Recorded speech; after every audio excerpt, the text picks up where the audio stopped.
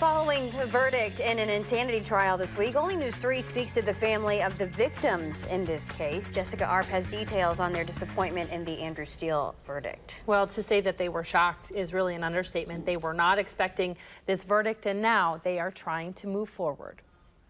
It's just really important to look back and see how happy they really were and how full of life they were.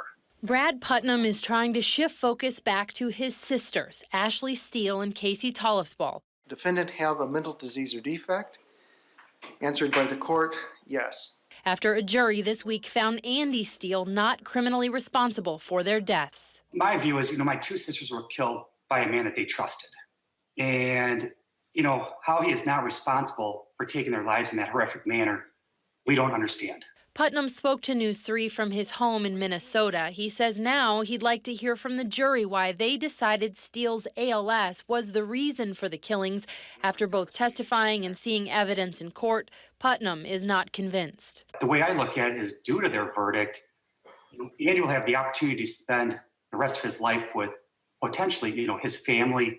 And my sisters were not given that opportunity because of him. Putnam says he knows others with ALS and feels it isn't acceptable to blame the disease. I understand that he was dealt a tough hand in life, but also there are many people that are dealt a tough hand in life, and I like to believe that they deal with that with strength and dignity, and I truly feel that Andy dealt with his with cowardness. Now he says his family will focus on remembering Ashley and Casey as happy and fun-loving, and not as they died. We'll do our best to keep their memories alive and make sure their children remember the kind and loving people that they were.